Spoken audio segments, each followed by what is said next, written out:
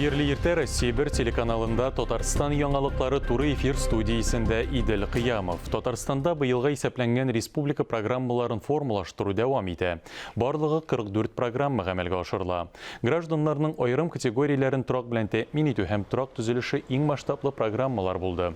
2021 елда 2 миллион 670 мең квадрат метр торак төзү күздә тотыла. Бүгенге көндә пландагы күрсәткечнең 9% үтәлгән инде. Торак төзелешенең гомуми күләмендә социаль ипотека 10%-тан артыграк. Әлеге программа буенча план 25%-ка үтәлгән.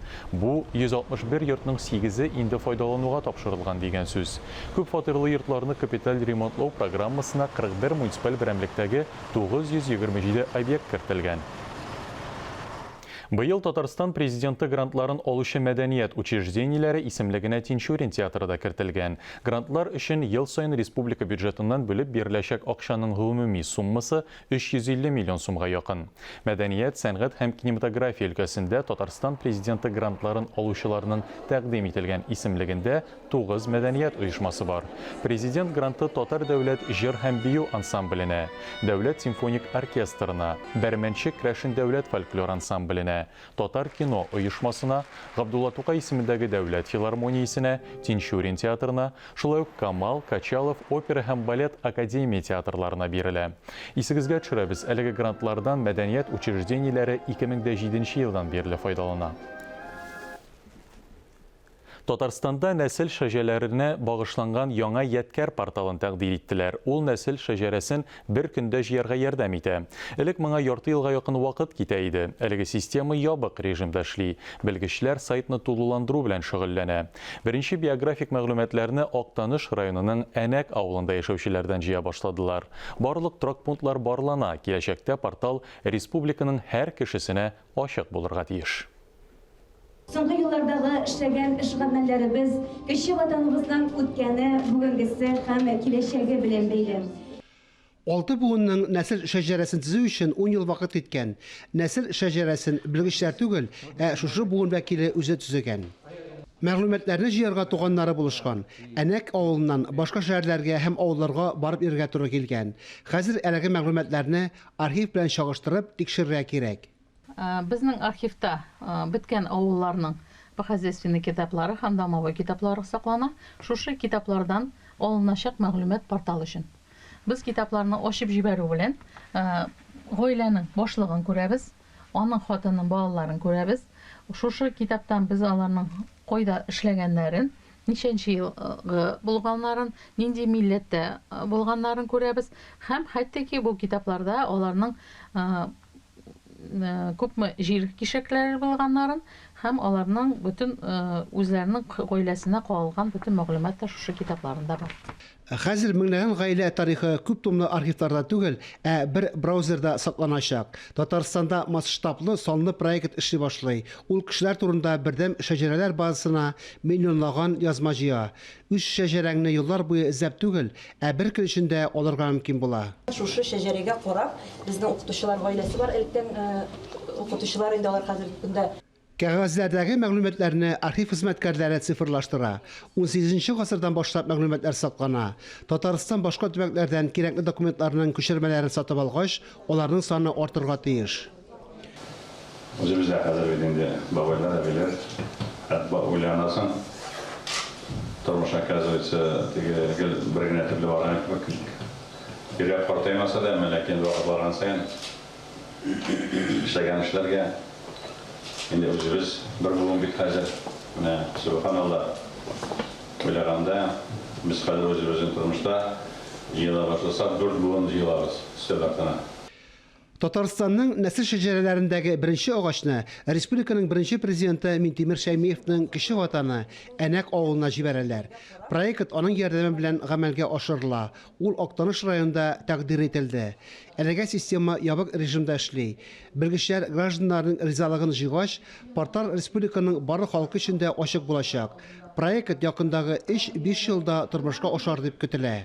Фарис Мөхәммәтов, Регина Сафиуллина, Линар Хабибуллин, Татарстан яңалыклары, Актаныш районы.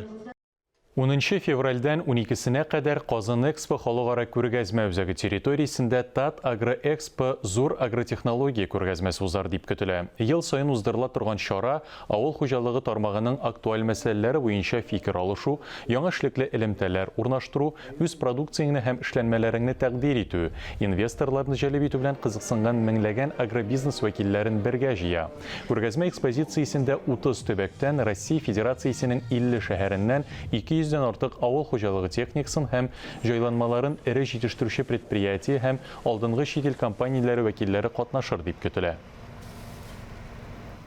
Яз белән Тукайны айырып алып булмаган кебек, Илдус Әхмәтҗановның исеме дә халык арасында Тукай буларак күзаллана. Камал театрында узган иҗат кичәсендә чыгыш ясаучылар да Илдус Әхмәтҗановның бөек шагыйребез иҗатын халыкка нәкъ үзе булып җиткерүен кат-кат искәртте. Юбилей тамашасыннан хәбәрчебез Мөршидә Җиһан репортажы. Күкрәгем туган кемнәргә өләши? Уяныгыз, әнәм балалары, уяныгыз. Тукай монологын тыңлаганда кичке февраль суыгыннан сукранган тамашачы бер мәлгә тынып калды. Илдус Әхмәтҗан беренче сүзеннән ияртеп алып кереп китте дә, җылытты да, елатты да, юатты да, уятты да. Кыскасы, йөрәктән чыккан йөрәккә керде. Кадерләргә тиеш андый талантларны, андый милләтпәрвәрләрне алар бер-ике генә. Менә ачлык мәйданында ирек даулап утырган төркемдә ул бердән-бер сәхнә кешесе иде. Алар болай да 19 гына иде безнең милләттәшләр. Шунда алар абыйсы белән бергәләп. Рәшит абый да, Илдус да, бу бит әгәр дә эшеңдә шын, ихлас, сөю булмаса халкыңны, милләтеңне, анда алай итеп утырып булмый, кыланып кына. Бу димәк, аларга менә шундый тәрбия биргәннәр, шундый затлы нәсел булган баулылар һәр эштә мактаулылар дип кенә әстисе кала. Баулылар дигәннән сәхнә түренә чыгып Илдус абыйның якташлары да туган яктан китергән сәламнәрен җиткерде. Без бүген бик тулкынланып килдек безнең башкалабызга, Казан шәһәребезгә. Шуннан да Илдус абый ул безнең йөзек кашы. Безнең Баулы районының Кандыс авылында туып үскән малай. Моннан 20 ел җәй көне туган авылына кайтып, гыр-гыр кияүләрен шаулатып уйнап, ана Баулының үзендә дә булды. Ну авылда булганда монча кирип төп җырта. Беләсезме?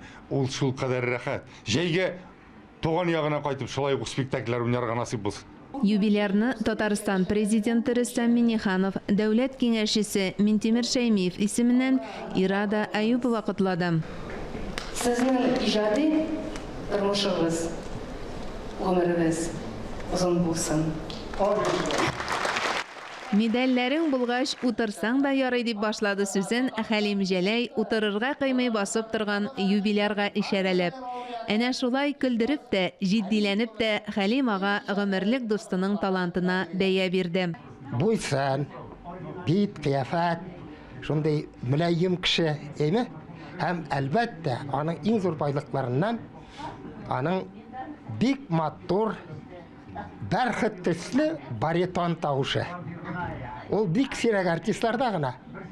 Һәм тагын да зур байлыгы артист өчен кирәк булган аның чиста, матур татар телендә сөйләве.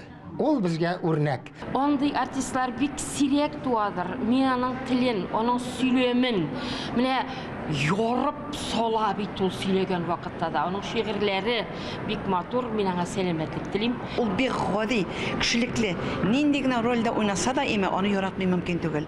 Аның үзенең менә ички чисталыгы, кешелеклелеге, тамашачыга хөрмәте. Илдус Әхмәтҗанов уйнаганы өчен булса да барырга кирәк дип Иләнәм тат спектакленә бәя биргән иде тамашачы. Юбилей кичәсенең икенче өлешендә нәкъ шул спектакль күрсәтелде. Мөршидә Җиһан, Илдар Галәветдинов, Татарстан яңалыклары.